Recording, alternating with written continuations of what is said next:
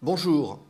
Eh bien, quelques mots de conclusion concernant ce MOOC sur le droit européen du travail. Quelques mots pour faire le point. Le droit européen du travail a permis de développer le droit interne. C'est vrai dans de nombreux domaines. C'est vrai en particulier dans le domaine de la santé et de la sécurité au travail.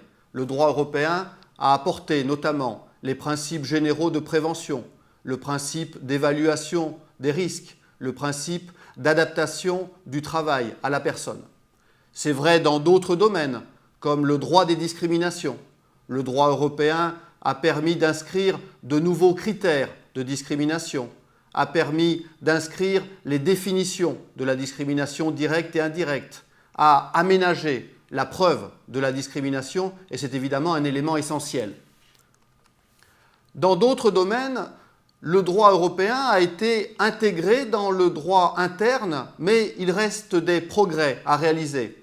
C'est le cas en particulier en matière de temps de travail.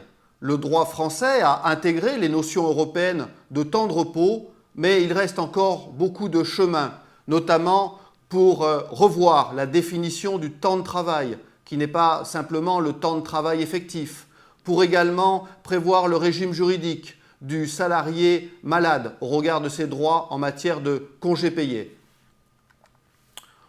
On pourrait être tenté de se dire que finalement le droit européen a été intégré dans le droit français et qu'il n'est plus utile de connaître les directives européennes.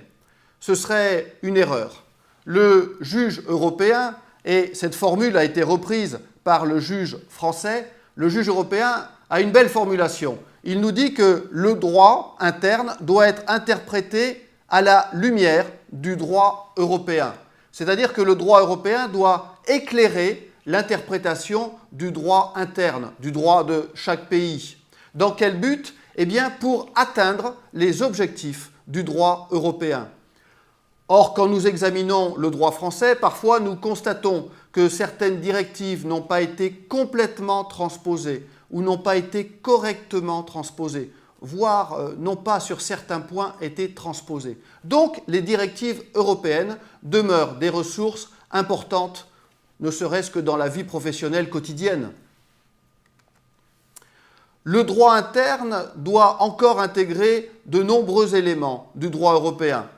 Il en est ainsi concernant les lanceurs d'alerte et leur régime protecteur. Les recommandations du Conseil de l'Europe n'ont pas encore été intégrées en droit interne. Il en est ainsi sur d'autres questions, une parmi tant d'autres, le calcul des effectifs concernant les élections professionnelles de délégués du personnel et de comités d'entreprise dans les entreprises. Le droit européen du travail, et de manière générale, le droit européen est à un carrefour. Est-ce que le droit européen du travail va continuer à prendre en compte les évolutions du travail, les évolutions du contenu du travail, avec la préoccupation première d'assurer la protection de la personne au travail? Ou bien est-ce que cet enjeu de défense de la personne au travail va passer au second plan? Nous avons une situation emblématique, c'est la question du temps de travail. Comment la directive sur le temps de travail va-t-elle être révisée? Dans le sens de la prise en compte des évolutions du travail pour mieux protéger la personne, ou bien avant tout dans le sens de l'amélioration de la compétitivité des entreprises en se préoccupant beaucoup moins de la protection de la personne. Vous le voyez, ce droit européen du travail concerne la vie professionnelle au quotidien. J'espère que ce MOOC vous a éclairé sur un certain nombre de questions. Il s'agit peut-être de poursuivre un certain nombre d'analyses et je vous dis à bientôt.